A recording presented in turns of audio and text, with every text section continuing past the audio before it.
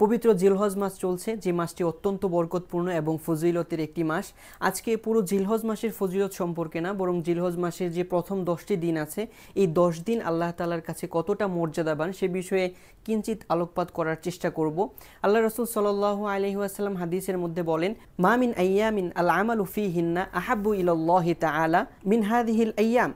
আল্লাহ রাসূল সাল্লাল্লাহু আলাইহি ওয়াসাল্লাম বলেন, জিলহজ মাসের 10 দিনে আমল করা আল্লাহ তাআলার কাছে সবচেয়ে বেশি প্রিয়। অর্থাৎ জিলহজ মাসের 10 দিনে যে আমলগুলো করা হবে, এই আমলগুলো মহান রব্বুল আলামিনের কাছে অত্যন্ত মর্যাদাবান এবং অত্যন্ত প্রিয়। সাহাবায়ে কেরাম তখন স্বাভাবিকভাবে জিজ্ঞেস করলেন যে এই 10 দিনে আমল করা কি আল্লাহর রাস্তায় জিহাদ করার চেয়ে বেশি সওয়াবের?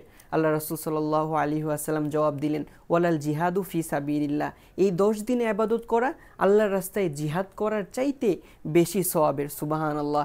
এরপরে আবার আল্লাহ রাসূল সাল্লাল্লাহু আলাইহি ওয়াসাল্লাম বললেন, ইল্লা রাজুলুন খরাজা বিনাফসিহি ওয়া মালিহি, তবে যদি কোনো মানুষ তার নিজের জানমাল নিয়ে আল্লাহর রাস্তায় জিহাদে বেরিয়ে পড়ে, ফালাম ইয়ারজি বিশাইইম মিন জালিক, এবং সেগুলোর কোনো একটা নিয়ে সে দেশে ফিরতে না পারে, অর্থাৎ সে শহীদ হয়ে যায়, শাহাদত বরণ করে, এই শহীদই একমাত্র, এই শাহাদাতের আমলই একমাত্র এই জিলহজ মাসের আমলের চেয়ে বেশি মূল্যবান। আমরা কল্পনা করতে পারি যে জিহাদ, আল্লাহর রাস্তায় যুদ্ধ করা, আল্লাহ তাআলার কালিমাকে গোটা জমিনে বুলন্দ করা কত বড় একটা সওয়াবের কাজ।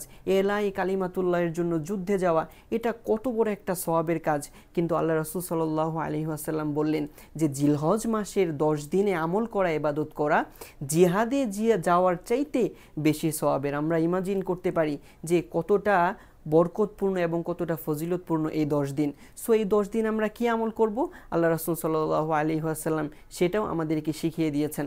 আমরা এক হাদিসের মধ্যে পাই, কানা রাসূলুল্লাহ সাল্লাল্লাহু আলাইহি ওয়াসাল্লাম ইয়াসুমু তিসআ জিলহিজ্জা, আল্লাহ রাসূল সাল্লাল্লাহু আলাইহি ওয়াসাল্লাম জিলহজ মাসের 9 দিন রোজা রাখতেন। তাহলে আমরা এই জিলহজ মাসের যে প্রথম 10 দিন আছে, 9 দিন আছে, এই জিলহজ মাসের প্রথম 9 দিনে আমরা রোজা রাখার চেষ্টা করব ইনশাআল্লাহ। এবং আমরা কি কি আমল করব, কি কি তাসবিহ পড়ব, আল্লাহ রাসূল সাল্লাল্লাহু আলাইহি ওয়াসাল্লাম হাদিসের মধ্যে বলেন, মা মিন আইয়ামিন আযমু ইনদাল্লাহি তাআলা, যে আল্লাহ তাআলার কাছে সবচেয়ে মর্যাদাবান দিন হচ্ছে এই জিলহজ মাসের 10 দিন। ফাআকসিরু ফিহা মিনাত তাকবীরি ওয়াত তাহলিলি ওয়াত তাহমিদ, সুতরাং তোমরা এই দিনগুলোতে তাকবীর বেশি বেশি বলো, তাহমিদ বেশি বেশি পড়ো, তাসবিহ বেশি বেশি পড়ো। তো এই জন্য আমরা এই দিনগুলোতে সুবহানাল্লাহ, আলহামদুলিল্লাহ, ওয়ালা ইলাহা ইল্লাল্লাহু, আল্লাহু আকবার, এগুলো বেশি বেশি পড়তে থাকবো। এবং এই 10 দিনের মধ্যে আমাদের আরেকটা ইম্পর্টেন্ট দিন রয়েছে, যে দিনটাকে আরাফার দিন বলা হয়, ইয়াউমে আরাফা। এই ইয়াউমে আরাফাও কিন্তু অত্যন্ত ফজিলতপূর্ণ, স্বতন্ত্র ফজিলতপূর্ণ একটি দিন এই 10 দিনের মধ্যে। কেমন ফজিলতপূর্ণ?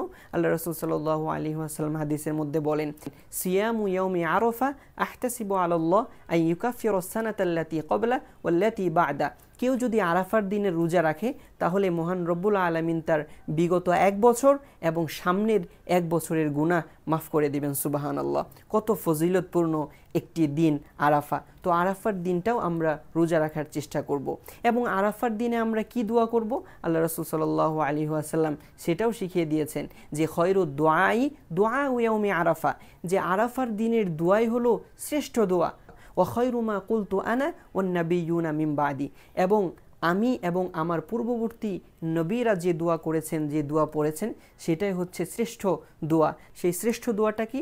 আল্লাহ রাসূল সাল্লাল্লাহু আলাইহি ওয়াসাল্লাম আমাদেরকে শিখিয়ে দিয়েছেন, লা ইলাহা ইল্লাল্লাহু ওয়াহদাহু লা শারীকা লাহু লাহুল মুলকু ওয়া লাহুল হামদু ওয়া হুয়া আলা কুল্লি শাইইন কাদির। তো ইনশাআল্লাহ আমরা জিলহজ মাসের 10 দিন আমরা আমলের সাথে কাটানোর চেষ্টা করব। আরাফার দিনটা অবশ্যই আমরা রোজা রাখব, এবং ইনশাআল্লাহ আরাফার দিনের যে তাসবিহগুলো আল্লাহ রাসূল আমাদেরকে শিখিয়েছেন আমরা সেগুলো বেশি বেশি পড়ব। আসসালামু আলাইকুম ওয়া রাহমাতুল্লাহি ওয়া বারাকাতুহু।